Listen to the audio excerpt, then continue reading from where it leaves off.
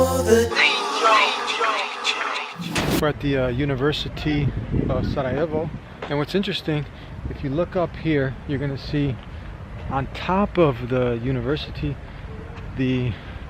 what resembles the Kaaba of Mecca. That's the prayer facility. Can you see that? All the way up on top, right there. And then you got another one, you can't see, it's right up there, but we're a little bit too close. And that wasn't by coincidence, they did that to resemble the Kaaba in Mecca. So we're here at the university in Sarajevo.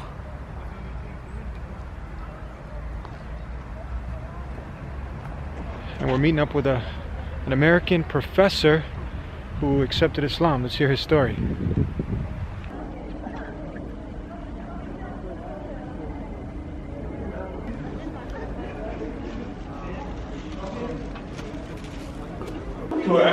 So we're here waiting to meet the professor here in the waiting area.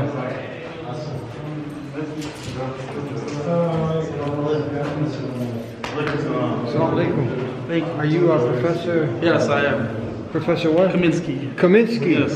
From Chicago? Yes. We found them. How are you doing? Good. How are you all? Good to see you. Chicagoan. So you're originally from Chicago? Down south suburbs, northwest Indiana. So I'm 20 minutes south of Chicago. Crown Point, Maryville? Yeah, Cherville. I'm literally like, yes, wow, you know the area. I know the area. Like I'm right next to Maryville. Very cool. So from Chicago to Indiana to Bosnia. Huh? So we look forward to talking with you. I'm excited. How'd you end up in Bosnia? I needed a job. I wanted to work in a Muslim majority country, so this sort of was a perfect opportunity, and I've been here now for starting my 4th year. And not only that, and then you actually accepted Islam. Yes, I did about 10 years ago. 10 years ago, mashallah. We're going to have a lot to talk about. What do you teach here at the university? I'm a political scientist who focuses on political theory, political philosophy, and Islamic political thought. Yeah. So I'm interested in these topics, the intersection of Western and Islamic thought, Muslim world in the West. For me, it's a very important topic. All right, we got the professor coming up on the Dean Show. Don't go anywhere. Meet the brother us from Pennsylvania. Where are you from? I'm from Pennsylvania. Pennsylvania. What's your name? Jared Bell. How you doing, Jared? Good. How about yourself? All right, good. Thank God. How'd you end up in Bosnia? I was doing research here and I ended up getting a job here in Bosnia. Kako si? Dobro. Dobro. All right. We meet all sorts of interesting people. I told you we're going to be bringing so many different faces. So what's your experience been? How long you been here? I've been here for a year, and before that I did research here about a year ago. Before that. Yeah? How's the experience been? Great. People are really friendly here. Sometimes the bureaucracy is a little bit difficult, but otherwise it's great. People are very friendly, very helpful, and I love it. What do you think, back at the Dean Show, what we do, we try to dispel many of the myths that revolve around Islam and Muslims, but you're living in a predominantly, Muslim majority country. Sure. Do you feel threatened at all? Of course not. Do you feel like there's a bunch of terrorists around you? No, of course not. Most of my friends are Bosniaks. Of course not. Yeah, so no problem. Yeah, I love it. We try to get people, most people who travel, they make the human connection. Of course, yes. People who are stuck maybe in some Mississippi, Alabama, some rural area. Yeah. What advice do you have for them? Maybe they turn it on and stuff. And I think some of the key advice is even before I'm not a Muslim, by the way, but I used to attend the Islamic Center of Pittsburgh, and I would go with some of my friends, and it was a good eye opener to Islam and what the religion was really about and what Muslims were really about. And actually, some of the friends I had from the masjid were some of the most wonderful people I've ever met in my life. So I think people really have to open up and educate themselves and kind of, meet with their neighbor and get to know them. And I think for such a diverse country like the United States, there's so many opportunities to actually experience other cultures, and people miss out on that, unfortunately. Beautiful advice. Make the human connection. Sure, definitely. We're here in Bosnia. Thank you. So we're with Professor Joseph, and we found him out of all places in Bosnia, Sarajevo. Professor, take us through a little bit of your journey in the beginning before you were Muslim and how you took that turn that you started to really contemplate on the purpose of life, and because that's where you got to be. You got to be wondering, why am I created? Why am I here? Take us to those beginnings. My beginnings are sort of interesting. I grew up in Indiana, went to college at Rutgers University, which is New Jersey, where I had my first exposure to Islam, and I knew nothing about it. And I was actually in New Jersey when 9/11 happened, right? It was a very traumatic experience on many levels, but at no point did I really ever connect terrorism to Islam. I just saw it as some crazy bad people blowing stuff up. So this connection never happened. So this was like, Islam was never an issue. And I never thought about it. I was always believed in God. And I always believed in one God. But I didn't really have a religion to fall on. I grew up Roman Catholic, but I could never really accept many of the doctrines that are foundational in Catholic theology. So I would say I was agnostic until I was in my mid-20s. And while I was in graduate school, I was given the opportunity to teach for 1 year at Brooklyn College. And Brooklyn College is a fascinating place because it's a very, very unique student body, which I would say is about a third Jewish, about a third Muslim, and the rest Christians. So it's very different than most places in the United States. And one of the first things I remember when I was teaching, because I was like 24 at the time, so many of my students were almost my age, was, I'll be very honest, I was very impressed with the manners, with the adab of the brothers I met at Brooklyn College, many of whom I'm still very close with today.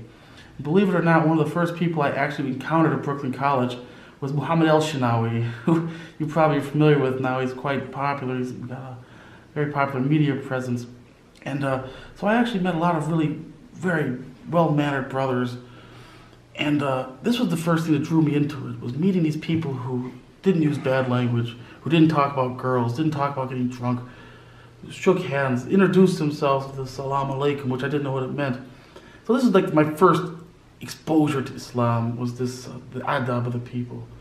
And as I continued my venture in New York, I just seemed to run into Muslims. It was like Allah subhanahu wa ta'ala had a plan for me to meet these people.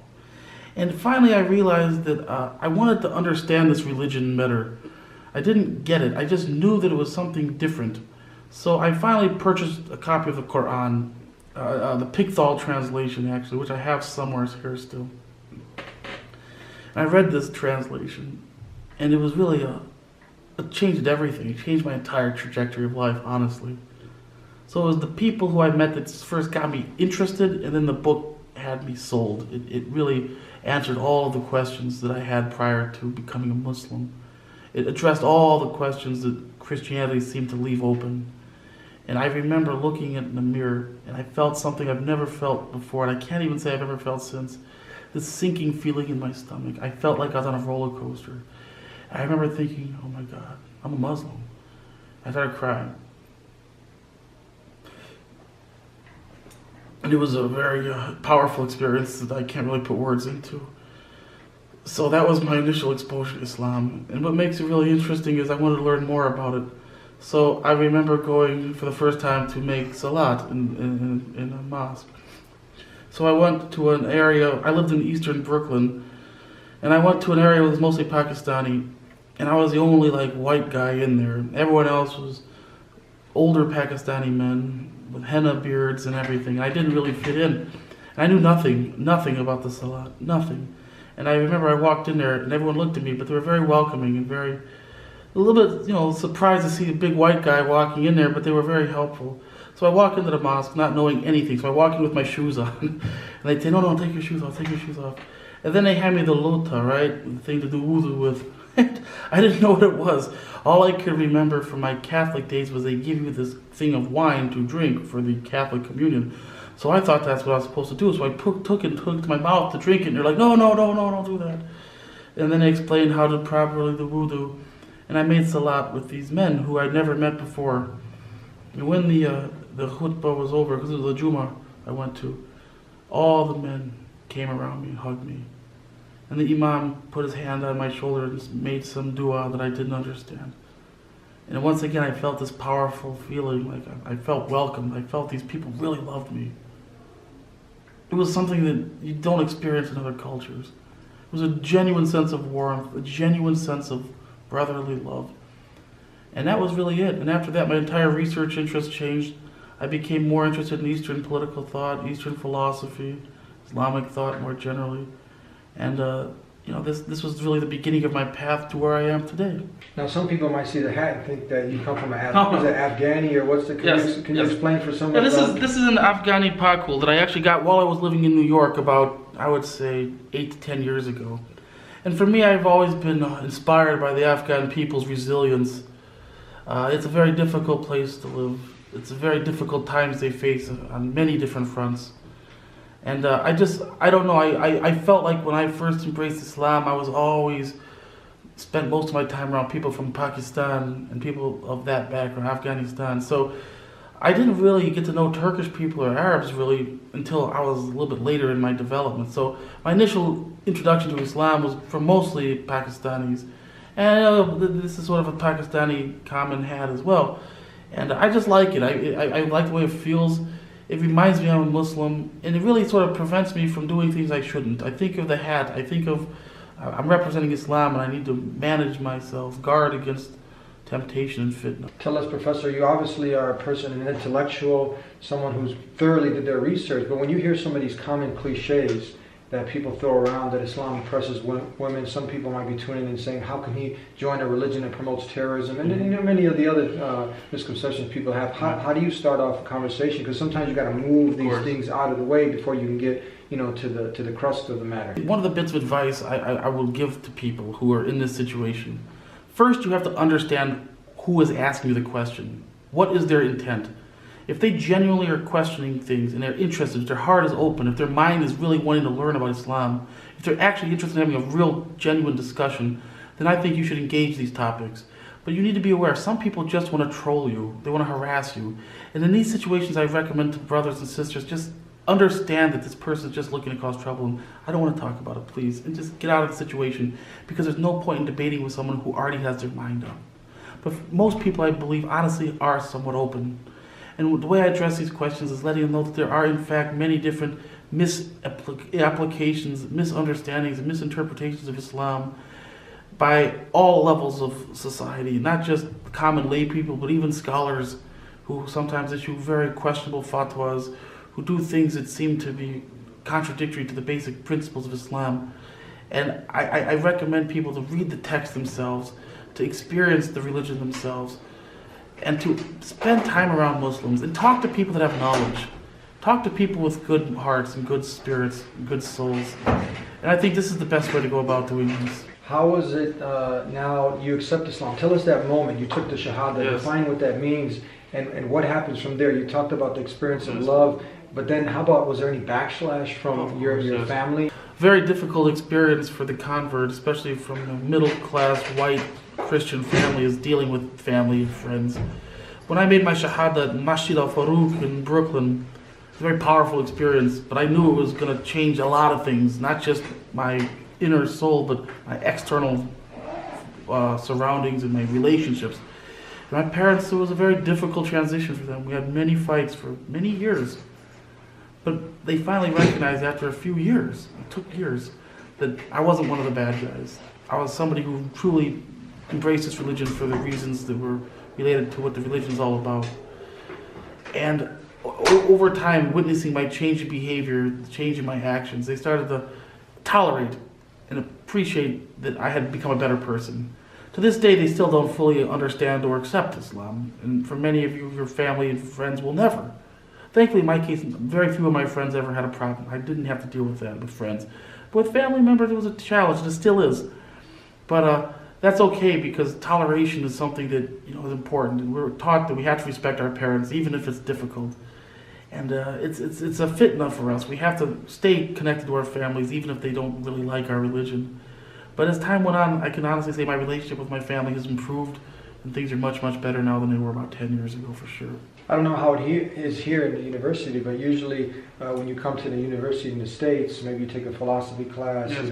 and usually the agenda is pushing God out of the equation. So you have a rise of people following the professors, some even blindly, and it becomes a religion of itself, and people are kind of like pushing God out of the picture. How do you usually spark up a conversation with someone who, because you said you were agnostic, as borderline, almost atheist?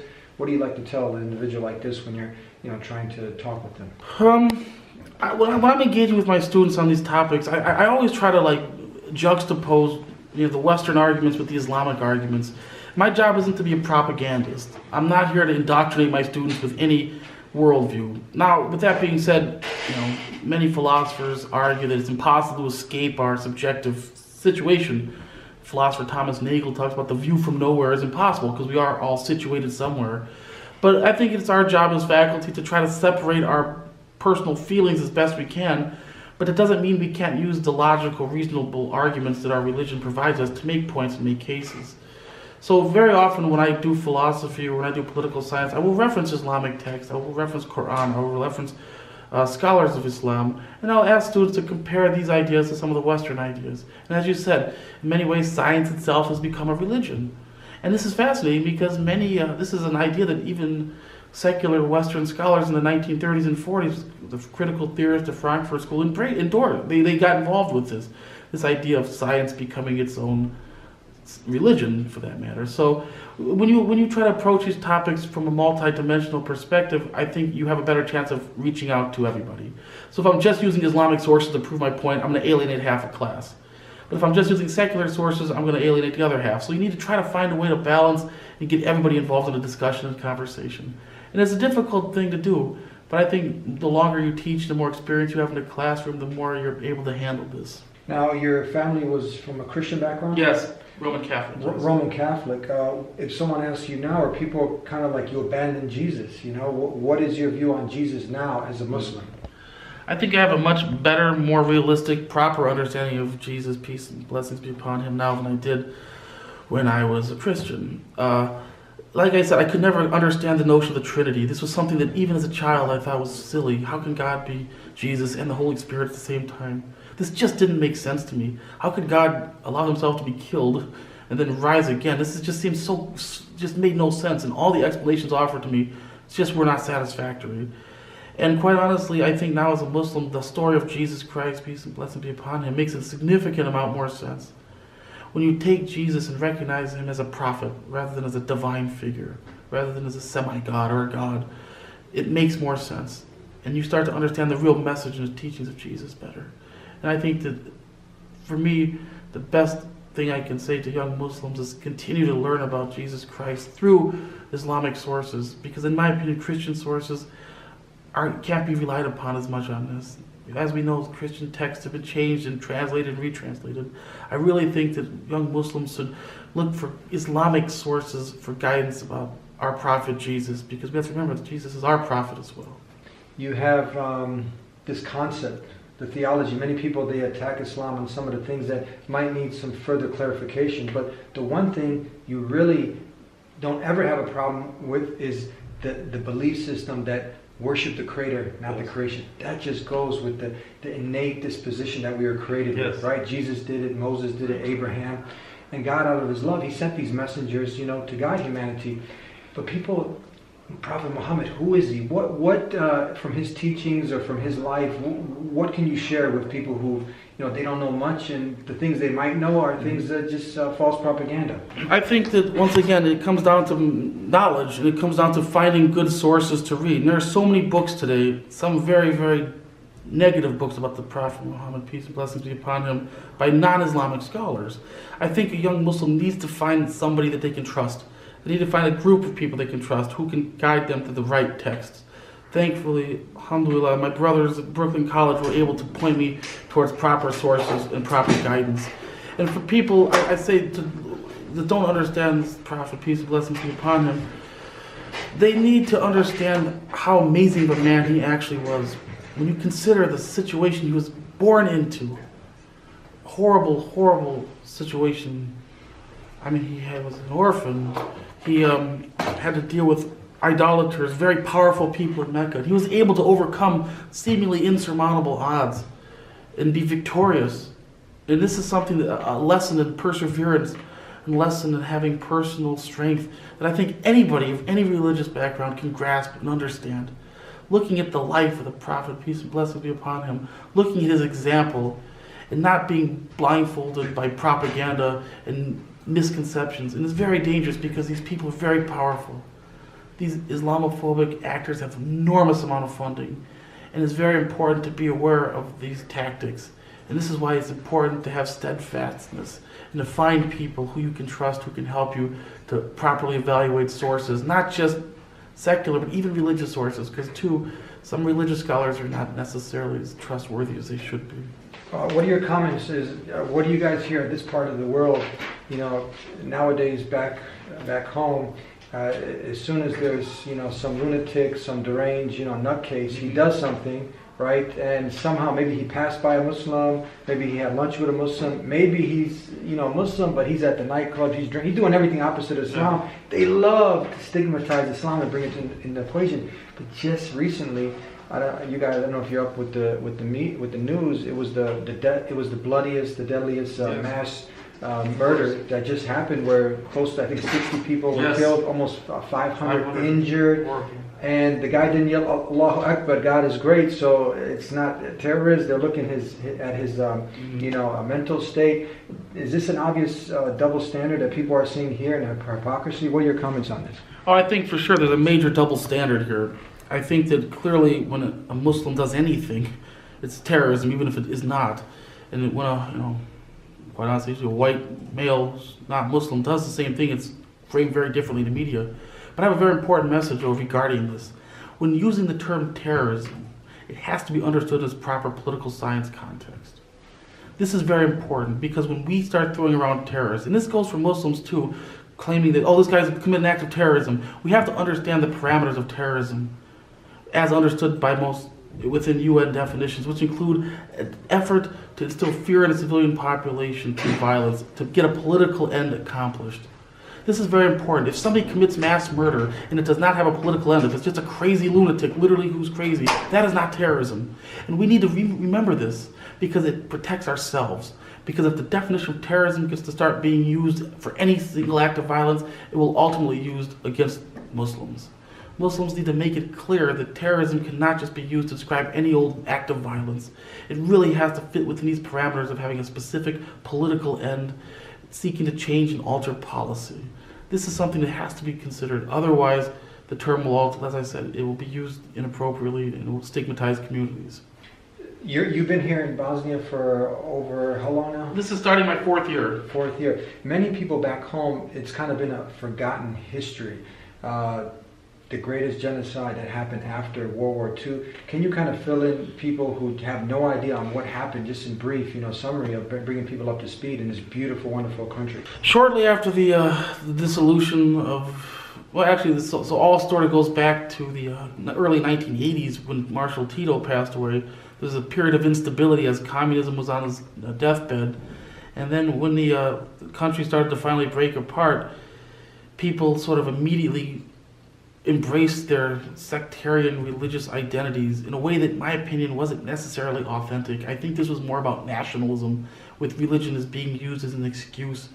And indeed, the majority of the power were in the hands of the Serbians, who controlled the weapons, who were based out of Belgrade, the former capital of Yugoslavia. And when the dissolution happened, the Bosniak Muslims were in a very bad position. They had limited control of land, and they had limited control of weapons. And if you look at the geography of Sarajevo itself, it's situated between two mountains. And the Serbs, with their much superior military force and power and numbers, were able to literally bombard the city for 3 consecutive years. And through truly a miracle, the Bosniaks were able to survive, and with limited help from the West, were managed to hold this off long enough until an agreement could be reached. But some of the atrocities that happen in this country are absolutely incomprehensible. And we have many faculty here at this university who have family members who were killed in this war, and many people today who are still scarred, many people who even fought on the Bosnian side or at this university, different levels of the administration. So it's a very, very interesting place. For most Americans, we never experienced anything remotely in the universe of what many of these people have experienced. However, this country, I think, is trying to move on. There's still a lot of political instability. There's still a lot of sectarian differences between the different constituent groups. The political system here needs to be rethought for sure. But at the same time, I do see progress. There has been a lot of investment from Arabs and from people from the Gulf states to help build some of these areas, which has brought tension itself as well, a new cultural tradition coming here. You have to understand most of the Bosniaks are Hanif, Ottoman historian, and some Gulf state Arab, Hanbali types. It's a little bit of a clash, but people are, I think most Bosnians are happy to see some level of investment.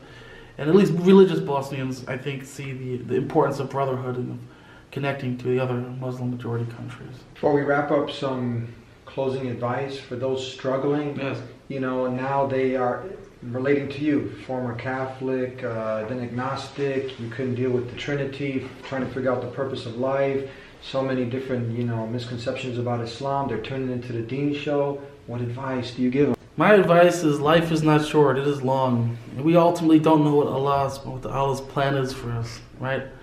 A lot of my students ask this question about, do we have fate or do we have free will? And it gets very complicated from an Islamic perspective, as you know. But I always tell them this, regardless of what God's ultimate plan for us is, we have an obligation to do the best we can, to be the best people we can.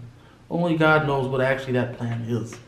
But we are responsible for doing our part to make this world a better place and to spreading Islam in a peaceful, intellectual manner, not through dogmatism, not through empty slogans, but through legitimate dialogue and through textual-based knowledge based on authentic primary Islamic sources. This is the issue, and I ask all of you people who are struggling with families and friends who are dealing with your conversion, remain steadfast, remain strong. Remember, you will be rewarded for this. This is a fitna. It's a part of the challenge we face, and generations before you suffered even more greatly than you could ever imagine. So I say that it's a difficult challenge, but it's a wonderful challenge. You have been blessed. You've been given the opportunity to experience a religion that not everyone's heart is open to. We all know that surah from Surah Al-Baqarah in the very beginning, where some people's hearts are simply closed, their minds are sealed. But you were blessed to have the opportunity to accept and embrace this beautiful religion. Thank you. Thank you. Professor Joseph, thank you for being It's truly with an us honor. here on the Deen Show. I really appreciate it. Thank you very much. And thank you guys for tuning in. More from Bosnia. Assalamu alaikum.